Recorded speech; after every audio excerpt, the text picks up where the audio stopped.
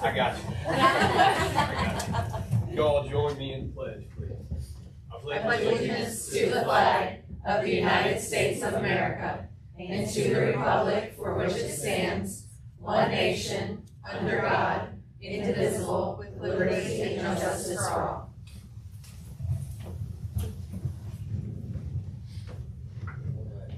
First up, we have our consent agenda, which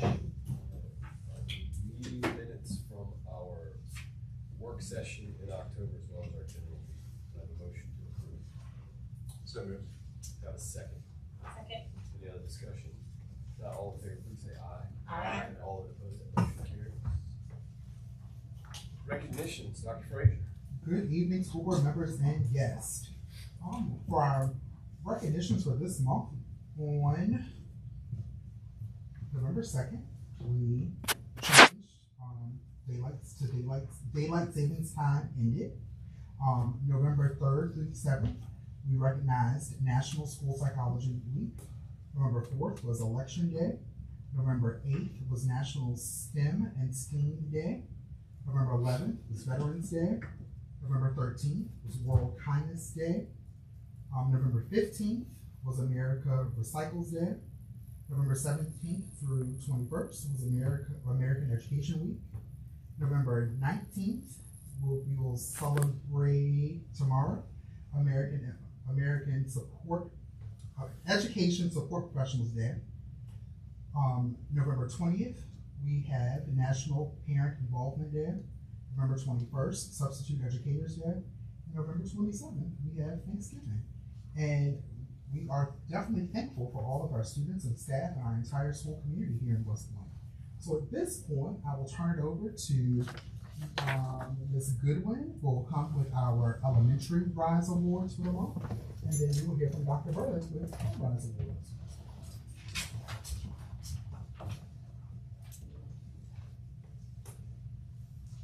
Good evening, Chairman Jenkins, members of the board, Dr. Frazier. Thank you for the opportunity to share the good works of so many of our dedicated staff and students with the monthly Rise Award.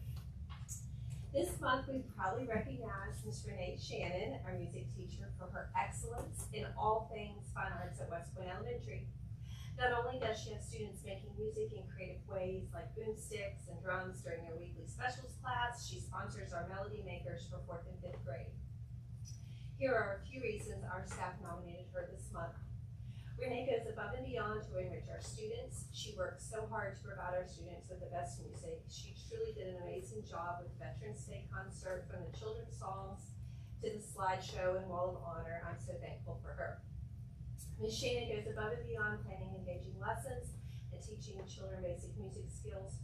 Her performances are absolutely amazing. She spends a lot of time and effort preparing the students. For the Veterans Day performance, she highlights students and staff that have veterans in their life. This year, she also made a wall of fame. Her time and commitment to the school and students is admirable.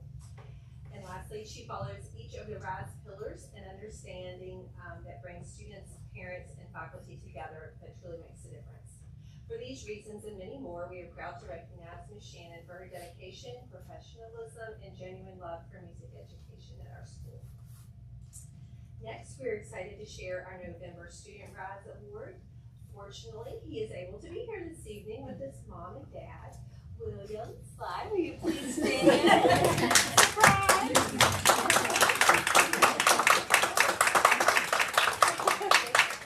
And his teacher, Ms. Whitehurst, sister as well. William was nominated by his teachers this month for demonstrating Rise 4 values. Our relationships. William builds strong, positive connections with everyone around him. He is kind to his classmates, always willing to help others, and consistently shows respect and compassion. His involvement in church activities also reflects his commitment to serving his community and building meaningful relationships. Innovation. William demonstrates creativity and innovation in everything he does, whether he's playing the piano, leading as an SCA officer, or contributing new ideas in class. He approaches challenges with curiosity and originality, always looking for ways to grow and improve. Student-centered thinking. William takes ownership of his learning and sets a great example for his peers. As a member of the gifted and talented pool, he challenges himself academically and supports those around him, creating a classroom environment where students where everyone can succeed. He is helpful to his teacher and shows strong leadership through collaboration and empathy. And lastly, for excellence, William consistently strives for excellence in all areas of his life. He is an honor roll student, a talented soccer and basketball player, and a dedicated musician. His hard work, determination, and positive attitude make him a model student who embodies excellence in academics, character, and extracurricular involvement. And we are so proud to recognize William.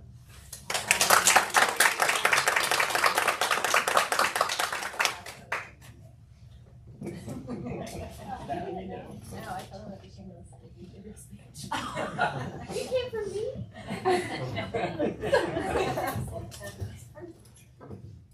All right. Well, I would love to recognize our November middle school, high school students of the month. We have 4 this month.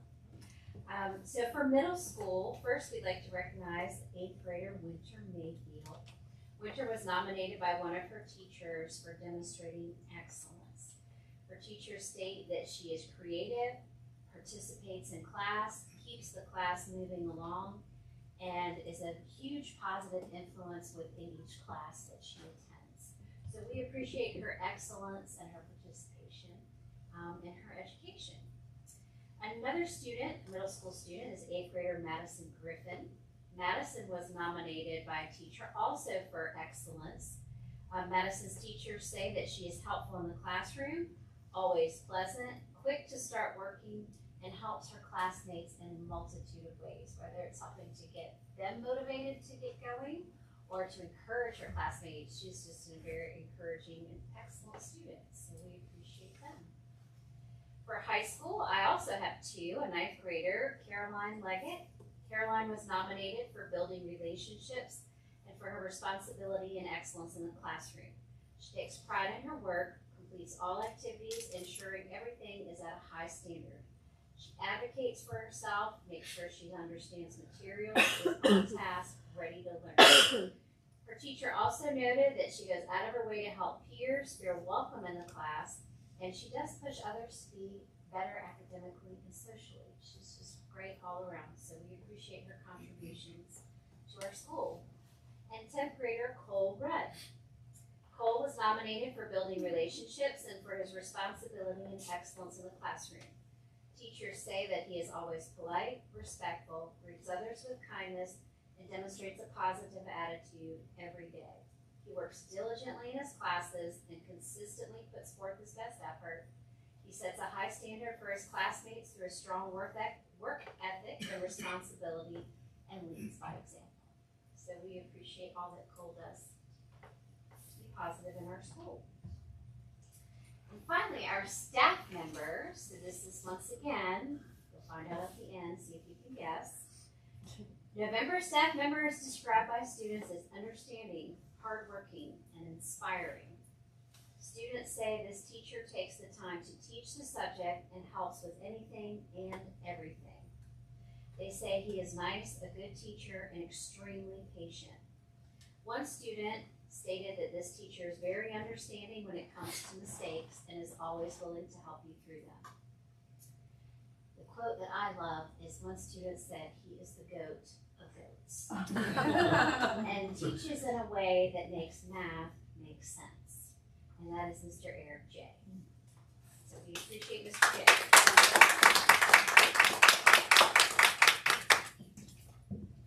Thank you, Dr. Bird. Thank you, Ms. Goodwin, and congratulations to all of our students and staff for the amazing things that they keep doing here at West Point to keep us pointed in the right direction. Those are all the recognitions that I have tonight. All right, we'll move on to a presentation for the Beta Club.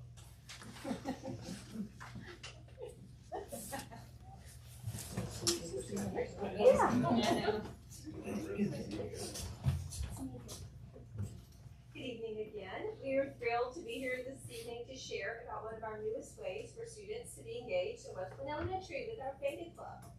Thursday evening, we will initiate 14 charter members in a special ceremony with their families. We know this group of students will do amazing things at our school. At this time, I would love to introduce our sponsors, Ms. Rebecca Cooper, Ms. Cindy Machen, Ms. Jordan Sly, and Ms. Tracy Whitehurst. We're so appreciative of their time and commitment to make this happen for students. And Ms. Cooper is going to come share more about Beta. Thank you. Hi, good evening. Good evening. Thank you so much for this opportunity to present on a key new initiative that aligns deeply with our district's mission and values, the establishment of the Elementary Beta Club here in West Point. As you know, West Point Public Schools has adopted RISE as our guiding set of values: relationships, innovation, student-centered, and excellence. I want to show you how this new Beta chapter is not just compatible with, but actually reinforces and advances each of those core values and how it stands to produce real positive impact for our elementary students. Beta Club is the largest independent educational youth organization in America. National Beta emphasizes our 4 pillars by providing opportunities and experiences to impact our members, their schools, and communities across the world. The Elementary Beta Club provides a structured, nationally recognized framework that encourages students to strive for excellence, not only in their academics, but also in their character. Through projects focused on service, collaboration, and problem solving, our students learn firsthand what it means to contribute positively to their school or community. These experiences foster confidence, empathy, and resilience, skills that research consistently shows are linked to long-term academic and social success. Students have the opportunity to compete at the state and national levels in academic tests, performing arts, visual arts, STEM projects, and state office positions. These highlight Beta members' interests, skills, and abilities. This year, the theme is Wired for Success. Students can attend a leadership summit as well, and that is by state.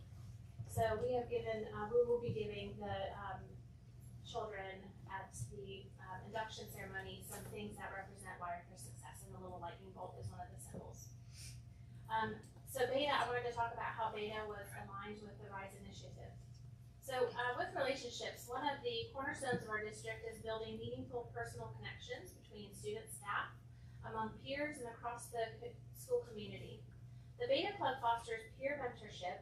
Older and more experienced inductees next year can support the younger students in planning service projects, collaborating on academic work, and building a sense of community. By working together on service-oriented efforts, students build empathy, trust, and a shared purpose, deepening relationships across grade levels. These bonds extend beyond the school walls too. Beta service projects can engage families and community partners, strengthening our connections to the broader West Point community. And those are something that we're going to be working on this year, starting up. So for innovation, West Point School's commitment to innovation means seeking new creative ideas and future-focused solutions. By bringing in a Beta Club, we're innovating in how we develop leadership and character, not just through traditional classroom instruction, but through hands-on projects, student-led initiatives, and meaningful problem solving. One thing I see in Beta Club members is a more divergent type of thinking, and so these children are outside of the box thinkers. Beta gives students a structured yet flexible framework to design and implement their own service ideas, encouraging creative thinking around community needs. We are going to pilot the innovative leadership models here, and perhaps the Beta members can lead peer workshops or set up micro-communities to tackle school or neighborhood challenges. That empowers them to think and act in new ways. For student-centered, at the heart of our mission is a dedication to meeting the needs of the whole child and providing equitable opportunities for every student. The Beta Club is inherently student-centered. Students are not passive participants. They'll be active agents in choosing service activities, planning projects, and leading efforts. Because membership is based on both academic achievement and character, we recognize students for more than just grades. We value effort, service, and integrity. This club will provide leadership opportunities at a young age, giving our students a voice and a platform within the school, helping them develop confidence and a sense of belonging early on. And finally, excellence is a guiding star for our district. We strive for high quality education, continuous improvement, and maximum opportunity. Beta's national standards for achievement, leadership, and service push our students to strive for excellence in multiple dimensions: academic, ethical, and civic. Through service projects, we not only build excellent citizens, but also connect excellence to impact students. We'll see that their hard work can tangibly improve other people's lives. As Beta members mature, the leadership habits they form now responsibility, initiative, collaboration will carry into middle and high school, supporting the long-term goal of excellence across the division. So we hope to see that the Beta Club will transfer into possibly middle and high school. We'll see how that goes. We'd like to see that happen. Thank you for your commitment and your support for this meaningful initiative. Together, Ms. Tracy Whitehurst and Cindy Machin and Jordan Sly are happy to answer any questions you may have now or in the future. And I do want to give something to Ms. Goodwin. This arrived today. I'm so excited. First of all, I wanted to show you that we are an official charter for the National Beta Club. So that is for all of you. And then this is for the principal. There's a little message in there for you, Ms. Goodwin. It says, "It's my pleasure to congratulate you on achieving National Beta School of Merit status." And they gave you a little sticker. You can put it somewhere. Yeah. So here you go. Thank you. And because our theme this year is Wired for Success, I will pass around this basket. You're welcome to choose a bracelet, a keychain, and think about the kids when they do their state competition, and if they make it to nationals, you can think about them. And here you go. I'll let you choose first, Nate. I like how this student colors. Oh yes, the Beta colors. Thank you. Any questions for us? When did you say, I might have missed it, when the state competition is? State competition is February 11th and 12th, and it's down in Hampton. Your birthday? The 12th. Okay, well, Mark it on your calendar. Got it. We'll remember. No, I'm just kidding. I'll. When is the national competition? It's in June in Nashville. Oh, It's in Nashville, nice. yeah. And you said the state is in Hampton? It is, yes. Okay. So we've got transportation in the works. That's exciting. I know, this is new for us, so. Well, not for in Nashville, maybe chaperones? What grades? So the earliest grade is 4th grade. It starts in 4th and it goes all the way up to senior year. And there are a lot of scholarships available. I know we have National Honor Society, but I was reading that you can do Beta at the same time, but I'm not positive on that. I don't want to speak for, misspeak, but I think that that's another opportunity for kids if they don't qualify for National Honor Society. It's possible, they can qualify for Beta.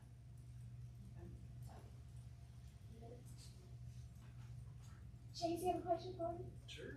Uh, Say 14 new members, that's impressive. How are you guys getting all the kids excited about it? So first of all, the way that these children were selected was through teacher recommendation. We gave them a little guideline of things to think about and how these kids were going to be serving and representing West Point. And so we did meet with them to talk about what the induction ceremony was going to look like. And then they were very curious, like, what is Beta? They've never heard of it before. And so we showed a video. I talked about my own experience as a parent with a child in Beta. And Ms. Machin and Ms. Whitehurst have sponsored in another district. And so they were able to speak on that from the sponsor's position and what their kids were able to do. And you had your own child was in Beta as well, right? So it was nice to give personal feedback to the kids. And every single one of them who was invited to joined. That's awesome. Yeah, it's really exciting. It's really great to get them involved at a younger age, because that keeps it, when they're younger, they want to do these kinds of things. Not like older kids don't, but a lot of other things get in the way when you get older, right?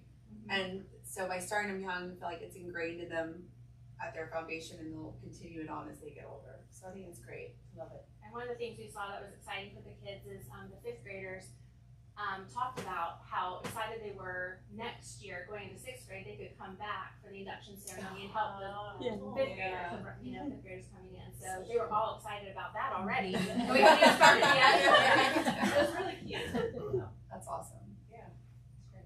Well, thank you all for Thank you. for doing this. I appreciate it. A lot of work to get to this point. Yeah, Looking forward to it. it's awesome.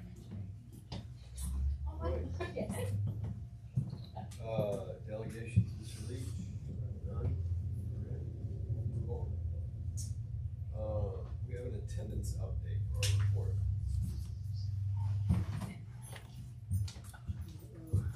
Thank you for having me tonight. So Dr. Fraser asked me to put a little something touch on attendance, not as much the data as what we're doing about it. So to keep attendance pointed in the right direction. I had to throw that in there somewhere. So we took some data from PowerSchool, now that we have this swanky new data and analytics database in PowerSchool, one of the many layers of PowerSchool. And right now, the 2025-2026 school year is kind of trending in a positive direction. Our attendance rates are a little bit higher. Of course, this is all after COVID and all that mess, but things are looking okay and better. And then if we're looking in between schools, we've got a pretty good balance between our students that really don't have any attendance issues, some that are kind of on the border, and then, you know, the ones that are kind of already chronically absent. And we have to think about chronically absent now. Like if we have students that took a trip in September, they're already considered chronically absent. So we're hoping that those numbers decrease as we get more days within the school year. But the schools are pretty evenly split. The types of attendance that we have, our most common reason is parent excuse. As you guys know, students, Shocking. students are allowed up to 10 parent excuse absences. For some of our younger friends in pre-K, that number gets a little bit larger because they are in pre-K and they are little country dishes. But when you look at those numbers, you think, wow, 358 absences. But when PowerSchool does their data, it's each class period in the high school, so it just looks like it's a huge number. I could go through and comb through what all of those numbers actually look like, but I'll be here till June. So the good news is that when I took this data, our suspension rates are looking pretty low right now. And then our unexcused and unverified absences, we're still working through the kinks of how to kind of combine those two. The middle and high school, they've just said, like, if we don't know why you're absent, you're unexcused. Elementary school, we still try to give those parents a little bit more time to get some information in regarding their absences. And it kind of triggers with us that we need to reach out and communicate and find out why those kids are absent. Kind of a breakdown between the grade levels, and as I'm not surprised, pre-K is struggling a little bit. We have a lot of little sick friends starting to populate. And it tapers off into like the upper elementary and middle school, but 7th grade, that's been a tough crew in terms of absences, some suspensions, and all of those kinds of things. But our seniors are looking good. We're gonna keep them going, pointed in the right direction. Neuritis hasn't kicked in yet. Yes, Yeah. it's early. But a lot of these, I will also say, we did have quite a number of families take trips early on in the school year that accounts for a lot of those absences. They know that they're unexcused. There's, you know, not much that parents are gonna take the trips. But we try to, you know, if it's just the trip and the rest of the year looks phenomenal, that's always positive. The big thing that I wanted to do is talk about how we help. What we're really trying to do when we're addressing addressing attendance is make connections. There's always, as we all know, a reason for behavior. Behavior is a means of communication. Sometimes it's these kids telling us that they're really struggling. So each month I sit down with the middle and high school team and we talk about students that have things that we're concerned about, that have a high number of absenteeism, that the teachers are reaching out, and we just really try to figure out what's going on. From there, and even at the elementary school level as well, really just trying to open up those lines of communication. That's really what we're seeking. What's going on? How can we help? Where can we fix this? I try to start off soft with some emails, and then if I'm not getting a whole lot back from the parents, we'll make the phone calls and have them come in for a meeting and really try to work with the parents and the students to try to figure out what is going on, what's keeping you from coming to school, how can we help? And again, just maintaining those open lines of communication as we work through the process. It's not as easy as just saying this kid just doesn't want to come to school, let's send him to court. It's never that easy. And the court process, I'll be honest, is not easy. It kind of just kicks the can down the road a lot. We try to refer out for services. As you know, it's limited in this area, so that can be a battle as well. So we just try to make sure that all of our students have some connection to some service. We've been fortunate to bring a lot of services into the school. We have Thrive Virginia that we're working with some students. We've got a CSB counselor that can come in and work with some students. And we have a lot of really great community members that are trying to look out for our students as well. Really just trying to maintain those open lines of communication, meet as much as we can with the students and the parents. And if it really comes down to it, refer to court. It is not fun. I hate it for a lot of the families because really many of our families are doing the best that they can. And to drag them through the court system and to put kids so young in that system is not what we want to do. So thankfully the court services has a whole checklist of things that we need to do to try to prevent that. And that is our main goal. We really just want these kids in school as much as possible. But sometimes that also has to take a sidebar to help get them the help that they need first. And we really just want to make those connections and teach them that school is a safe place, that we want them there, that we love them all, and we need to get them there. Does anybody have any questions?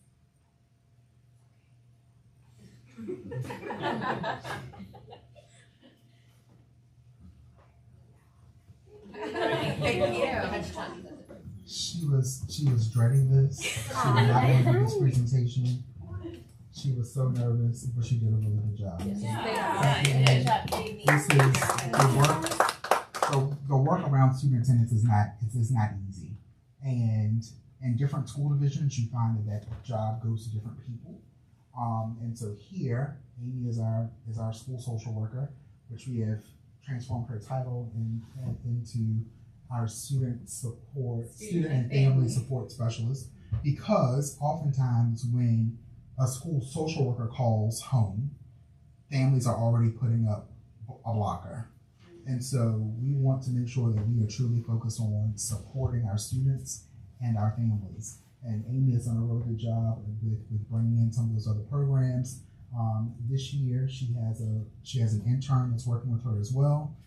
So they're able to provide additional services to students. And so we know that there's more work to do, but we are proud of where we are and where we have developed with our student family supports. So thank you, Amy. Alright, next up, item under study, Dr. Bird. Attendance of a different kind. Yes. Yes. And I appreciate y'all's time in looking at this and helping us look at the best way to keep our students safe at all events. We kind of landed on some verbiage, so background for people who are watching or listening. We've become very concerned at the number of students or children who are coming to sporting events unaccompanied. And that just poses a really big safety risk for the student, for the child. And sometimes the supervision, especially if you're in a large venue like a football game, we don't have people standing in every nook and cranny that there is, and that's really a parent's responsibility. So what we have proposed is for children up to grade 6 must be accompanied by a parent or an adult at sporting events or other events. We discussed 7th and 8th grade, but as was mentioned, that's kind of where parents are letting their kids, test the waters, try it out. Can you stay at a sporting event, behave, and keep yourself safe and obey the rules as you go? So we landed on children up to 6th grade must be accompanied by an adult. So verbiage for a sign, for example, would be for everyone's safety, children up to 6th grade must be with a parent or guardian to attend athletic events. And then for the athletic handbook, because it's not really a school policy thing, but it's an athletic policy, really that's really what this touches, that at West Point Public Schools, safety is a top priority. In order to maintain a safe and enjoyable environment for all attendees at athletic events, children up to 6th grade must be accompanied by a parent or guardian for the duration of that athletic contest. And that enables us to, I know last year there was a little one doing cartwheels in the hall, and I'm like, I don't know who you are and who you belong to, so let's go find your adult. But just to remind, the parents and adults that children that young need to be accompanied at all times. So Love to see this become maybe an action item or an item for decision because we have winter sports coming up. So we'd love to be able to put up signs and get this information out to families in advance of a lot of the basketball games in particular starting. So, have any further questions? Up to and including sixth grade. Up to and including sixth grade. What will happen if the kid shows up unattended at the weapons detector? Like what? That's an excellent question. So, what we have decided as administrators is we will find out who that child is. It's small, and somebody will know who they are, and contact the parents, either come and escort them into the game or come pick them up. And they would remain with the security team or in the office with an administrator while we try to locate their parent or guardian. Just to clarify, when we're saying accompany, so I'm just gonna use my own examples because I have a sixth grader, so that's gonna, if I go to a basketball game, I'm sitting in the stands and he wants to go to the bathroom or he wants to go to the concession stand. Yes. I need to walk with him there? Is that the expectation? Yeah, or is it that's just that we're in the facility with the child? You're Okay. there, and so if something were to happen, we know you're there. We can get you. I know, like at basketball games, we're working on being better in the hallways. Like if you're at the concession, when you're not at the concession stand, you're going back in the stand. There's a lot less traffic out there. So our concern is when we have like fifth graders and we don't have an adult there. If something were to happen, that's not okay. That's what I assumed. I just wanted to make sure. Yeah, absolutely. Any questions? Desire to move this to an action item? So moved. Motion, okay, give a second. Second. Any other discussion? Not all in favor, please say aye. Aye. All opposed, all right, motion carries. Mr. Leach, I'll have that as G. Action. Thank you very much. Thank you, Dr. Thank Murray. you.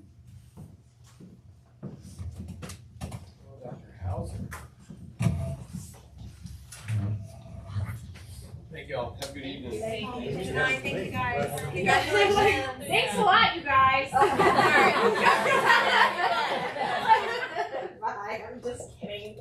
Every time, Dr. Hauser. I know, every time. Bye. See you tomorrow. I really don't have anything to report because we put the gifted plan under study at the October meeting. We did receive some feedback and changes, which are pending, because our plan is still under technical review with the DOE, with the state. So I'm not sure how long that process is gonna take, so I would just appreciate it if you would allow it to stay under study for at least a month more. So, thank you. No problem? Okay. Great report, Dr. Hauser. Thank you, thank you. Thank you. All right, we're on to action items. All right, first up, a motion to consider approving our expenditures and receive our revenue. We have a second. Second. Any other discussion? Not all in favor, please say aye. Aye. All opposed, that motion carries. We have a motion to approve cafeteria expenditures. So moved. We have a second. Second. Any other discussion? Not all in favor, please say aye. Aye. All opposed, that motion carries. We have a motion to consider approving our personnel recommendations. So moved. Motion, we have a second. Second. Any other discussion? All in favor, please say aye. Aye. All opposed, that motion carries. Got several donations to approve. Do I have a motion to consider approving those donations? So moved. Second. Second. Any other discussion? Not all in favor, please say aye. Aye. All opposed, the motion carries. We have a motion to consider approving our math acceleration policy. So moved. We have a motion, we have a second. Second. Any other discussion?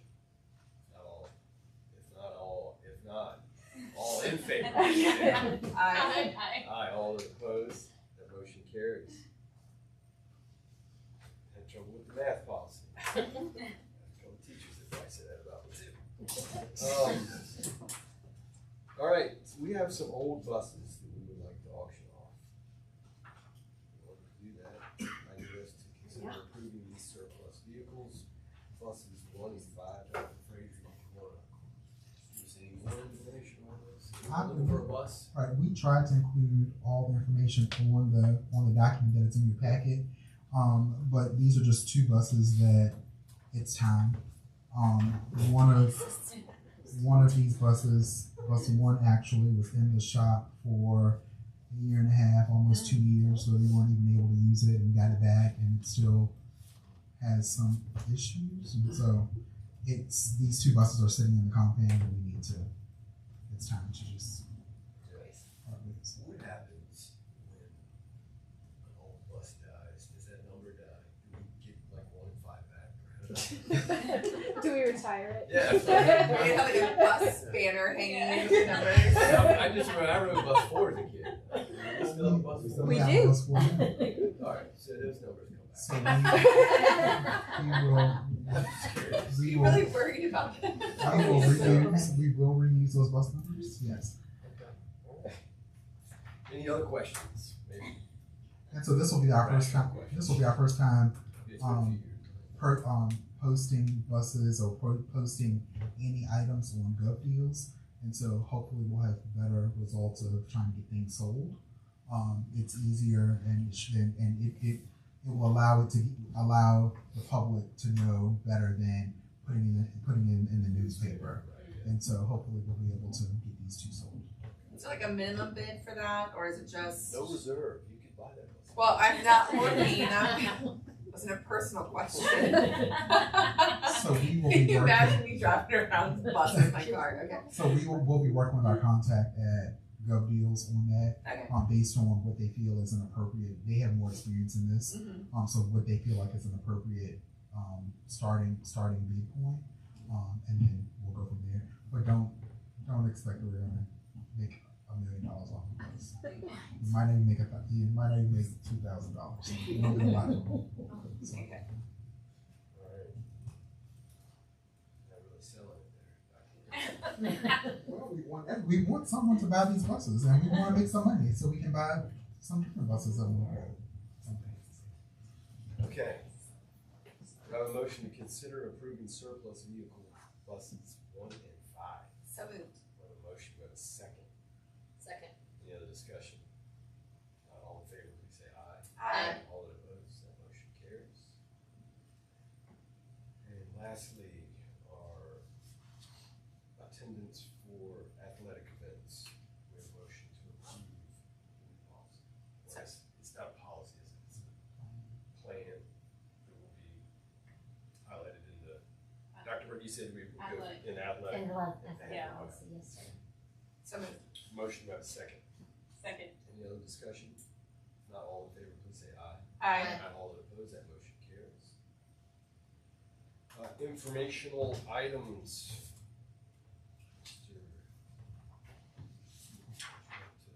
Yeah, sure. That's where you went. Yeah, so Nate and I had a breakfast meeting about 2 weeks ago for the Virginia Legislative Breakfast. It was good. It was good to actually see some of the delegates and get some feedback. They really had 7 key focused areas: fair investment in public education, teacher workforce support, modernized school staffing, fair accountability systems, safe and healthy schools, build for the future, and protect local authority. A lot of it was they heard concerns and complaints, and they're taking it back as they prepare to go back into session. But it was good, and they did reiterate and encourage everybody to reach out and be the cheerleaders of their own causes, but to email and call. Couple nuggets that I personally took away from it that I thought were really good. Fredericksburg has a mental health task force that they have overlapped staff and students, kind of be the eyes and ears as it relates to mental health issues within school. I thought that was really interesting and really kind of curious to see how they pulled that off. And then there was a House bill that didn't pass previously, and I don't know why. I haven't done the research on it yet, but it was a safety notification bill that had been proposed to help encourage and provide information for gun safety within the home, and then medications within the home. Just trying to help encourage the community on safe practices for medications and gun safety. So I thought both of those were really fantastic and sounded pretty easily implemented. So it was a good event for me. I got to hang out with Nate for a while. So it was good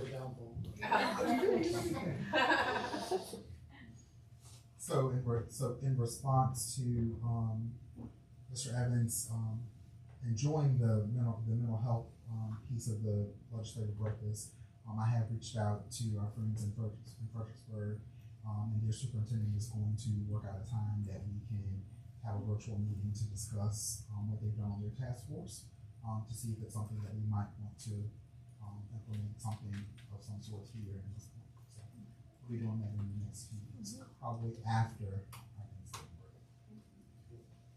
The other thing that, Mr. Chair, the other thing I would like folks to know that our most recent culture and climate survey data results are also included in the board packet. It is the actual survey numbers and then the comments from the survey as well. Just want to be transparent so folks know that that information will share with the board. I have a question on that. Sorry. Is there something that we can put in place, so now we have all this data and everything, and we've received it, is there something we can put in place that in another 3 months or something we can put out another survey to say, hey, how do you think we've digested your information and put some things into place? Is there a follow-up that we can do so they feel? So if you look at 2 pages, two documents that were shared in that folder. One was the analysis of the analysis pieces. And so our next steps from that will be I will be hosting chat and chew talk sessions with staff members, and we're going to look at 3 major areas, the 3 areas of concern that came up the most. And so those areas of concern were the three biggest were communication, workload, and student discipline. And so our next steps will be holding sessions after school with staff to be able to talk about those. Likely gonna try to cap it at 10 people per session, just because we also don't want it to be a we want to make sure it's manageable. And so we'll hold those sessions after school and let folks come and talk and share their concerns about those things. I don't want to go survey crazy, because we all know from other experiences that when we survey too much, then people don't want to take surveys, right? And so we typically do a culture climate survey in May or early June at the end of the school year. So we will follow up at the end of the year with another survey. But in the meantime, we will have some of these talk sessions so we can get really at the core of where the concerns are, so then we can help strengthen some things. Awesome. And we've also talked about sometime in 2026, early 2026, we're also going to do a town hall forum for board members as well, so folks can come and speak with them. Is there a distinction between the school levels? There is not a distinction between the school Okay. levels, no. Just curious if it, yeah, like elementary school versus middle school, high school, because I would assume that there would be different Dynamics. yeah, and different strengths or weaknesses. I mean, sure, some that are the same, but between the 2. So you're gonna do those chat and chew, I assume, with both. Yes, so we will, Buildings or- okay. We will open it up to all staff. Can we know when you do that? Because Mhm. well, 2 of us can attend no time. Okay. Any other questions?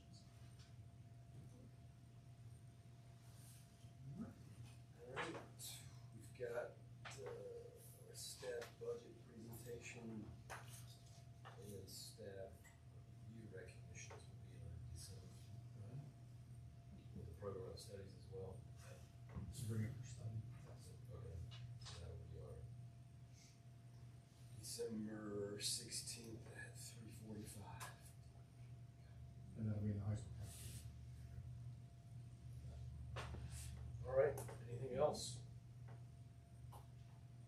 closed session. If we didn't choose it after, if you need to have it. We're adjourned.